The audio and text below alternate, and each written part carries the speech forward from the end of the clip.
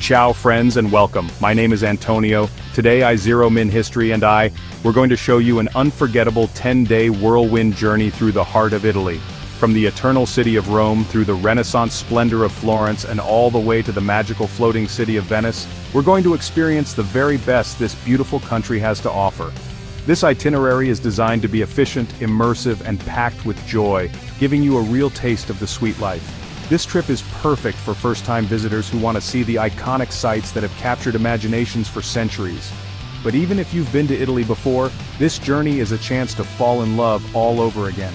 We'll be hitting the must-see spots, the places you've dreamed of, from ancient ruins to breathtaking cathedrals and charming coastal villages.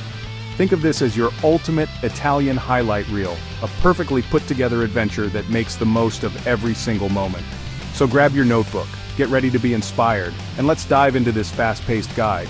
We'll explore art, history, food, and culture, all while keeping a smart traveler's mindset. My goal is to give you the knowledge and the excitement to make your own Italian dream trip a reality. Together, we'll make this journey not just a vacation, but a series of memories that will last a lifetime. Let's go! Our adventure begins right here, in the heart of ancient Rome. As you step out of the subway and see the Colosseum for the first time, it's a moment that takes your breath away. This grand arena, an amazing work of engineering, once echoed with the roar of crowds and the clash of gladiators. I want you to close your eyes and just imagine the history soaked into these stones. We'll walk the same ground as emperors and citizens, feeling the sheer size of the Roman Empire's power and ambition. This isn't just a ruin, it's a time machine. Just a short walk away lies the Roman Forum, the sprawling main center of the ancient world. This was the marketplace, the courthouse, the political hub, where senators debated and huge decisions were made. As we wander among the columns and temple foundations, I'll help you see past the rubble and imagine the lively life that once filled these streets. From the Temple of Vesta to the Arch of Titus, every corner tells a story of glory, secrets, and the daily life of a civilization that shaped our own. This is where our journey into Italy's past truly begins. Today we're visiting the smallest country in the world, but one with a huge cultural and spiritual impact: Vatican City. Whether you believe in a faith or simply admire human achievement, this place is an absolute must-see. Our first stop is St. Peter's Basilica, a masterpiece of Renaissance architecture. Standing under Michelangelo's magnificent dome, you feel small in the face of such greatness and artistry. It's a space designed to inspire wonder, and believe me, it does. We'll take our time to take in the beauty of the Pietà and the sheer size of Bernini's Baldacchino. From there, we dive into the Vatican Museums, one of the greatest collections of art on the planet. I know, the crowds can be intense, but with a smart plan, we can get through them. We'll journey through halls filled with ancient sculptures, detailed tapestries, and the stunning Raphael rooms. But of course, it all ends in the Sistine Chapel.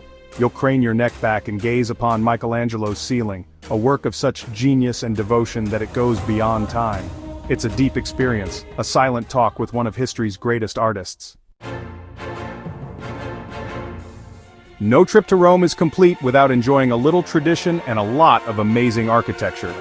First, we'll join the busy crowd at the Trevi Fountain. It's more than just a fountain, it's a huge Baroque masterpiece that seems to burst forth from the building behind it. The sound of the rushing water is exciting. And of course, we have to take part in the ritual. Grab a coin, turn your back to the fountain and toss it over your left shoulder with your right hand. Legend says this ensures your return to the Eternal City, and it's a piece of magic I never miss. From the lively Trevi, we'll take a short stroll through charming cobbled streets to find a building that has stood for nearly 2,000 years. The Pantheon. From the outside, it's impressive, but the real magic happens when you step inside. You look up and see the oculus, that perfect circle open to the sky, a heavenly eye that connects the earthly and the divine. This building is a testament to the genius of Roman engineering, a perfect dome that has inspired architects for centuries. It's a calm, peaceful space that feels both ancient and incredibly modern. Leaving Rome behind, we take a high-speed train to Florence, the birthplace of the Renaissance. The city's skyline is dominated by one incredible building, Brunelleschi's Duomo. This cathedral is the heart of Florence, and climbing its 463 steps is a must-do. As you go up, you get a close look at the clever double-shell dome construction. The reward at the top is a wide view of the entire city, with its sea of terracotta roofs, the Arno River, and the Tuscan hills beyond. It's a view that connects you directly to the city's artistic soul. After our climb, we'll dive into art at the Uffizi Gallery.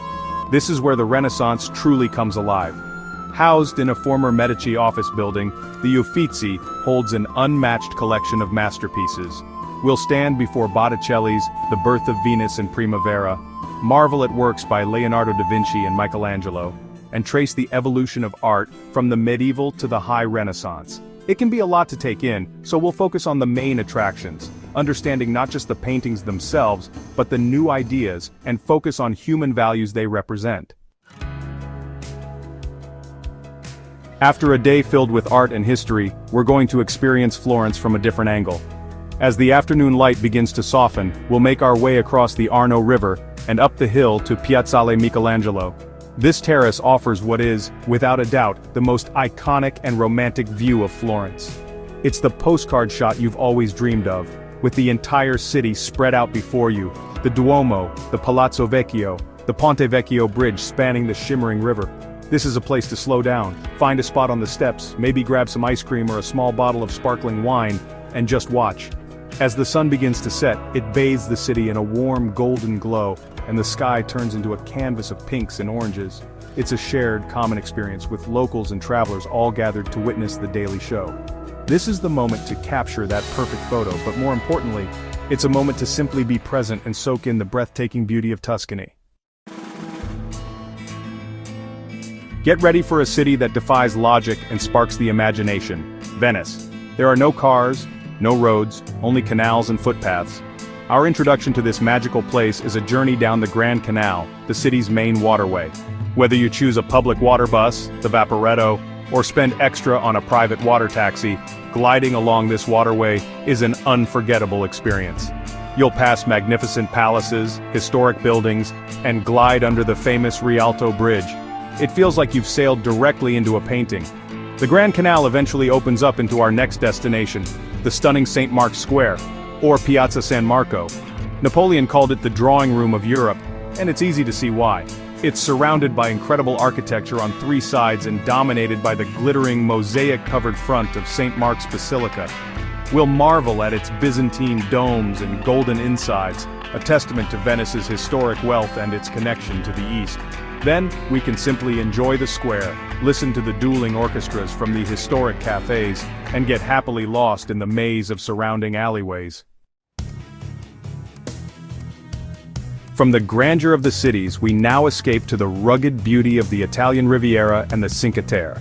The name means 5 lands, and it refers to 5 breathtaking villages, Monterosso, Vernazza, Cornelia, Manarola, and Rio Maggiore, that cling to dramatic cliffs above the Ligurian Sea. The houses, painted in a rainbow of pastel colors, seem to spill down the hillsides toward tiny, picturesque harbors. This is a place where nature and human settlement have found a stunning harmony. The best way to experience the Cinque Terre is by moving between the villages, either by local train or, for the more adventurous, by hiking the scenic coastal trails. The paths offer incredible views of the terraced vineyards and the turquoise water below.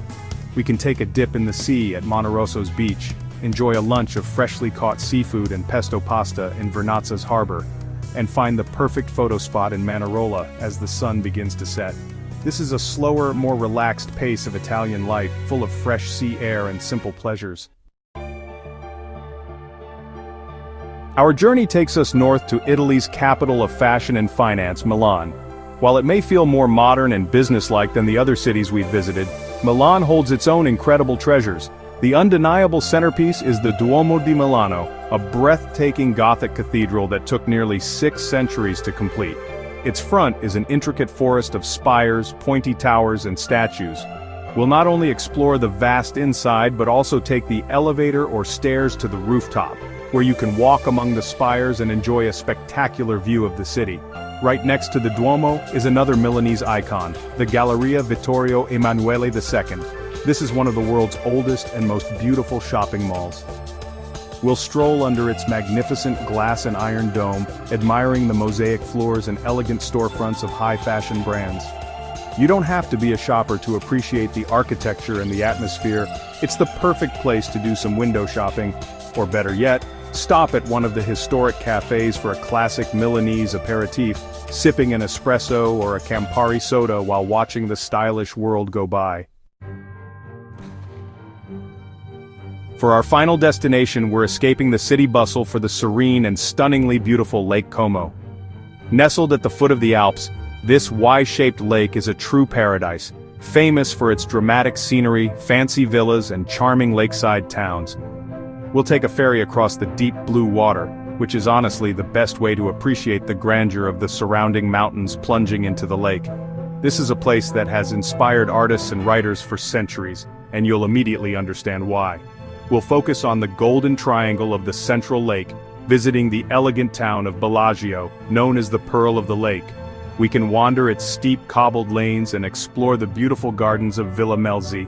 Then we'll hop over to the equally charming and perhaps more peaceful village of Varenna. Here we can walk the Passerella, a romantic lakeside walkway built into the cliffside, and find a quiet cafe to simply sit and absorb the peaceful beauty.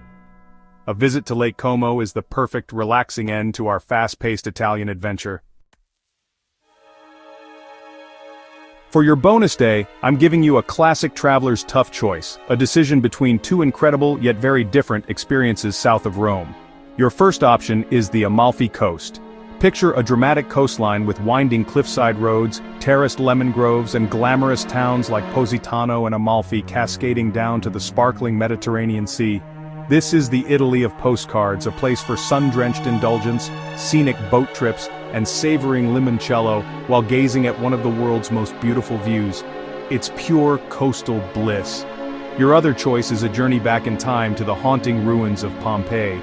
In 79 AD, Mount Vesuvius erupted, burying this bustling Roman city under a thick blanket of ash and preserving it for centuries. Walking through its stone streets today is an unmatched experience. You can step into homes with their frescoes still intact, see bakeries with their ovens, and walk through the public forum and amphitheater. It's a powerful and touching look into the daily life of the ancient world, frozen at a single, tragic moment in time. Both are unforgettable, so the choice is yours: breathtaking beauty or breathtaking history. And there you have it. A whirlwind 10-day tour through some of Italy's most perfect places. From the ancient grandeur of Rome to the artistic heart of Florence and the unique magic of Venice and beyond, we've covered a lot of ground. I hope this journey has not just informed you, but truly inspired you. Italy is a country that engages all your senses and captures your heart. It's a place of immense beauty, deep history, and a passion for life that is absolutely contagious. The most important step of any trip is the first one: deciding to go. So I encourage you, start planning your own Italian adventure. Use this guide as a starting point, but make the journey your own. Maybe you'll linger longer by a lake, or get lost for an entire afternoon in a Florentine museum. That's the beauty of travel. This country has endless layers to discover, and every visit reveals something new. The memories you make here will be treasures you carry with you forever. Thank you so much for being with me on this tour. Now I'd love to hear from you. Which of these spots are you most excited to visit? Or if you've been to Italy, what are some of your favorite tips or hidden gems? Please share them in the comments below. And if you enjoyed this guide, don't forget to give it a thumbs up and subscribe to the channel for more travel inspiration. Until next time, keep exploring and travel happy. Ciao.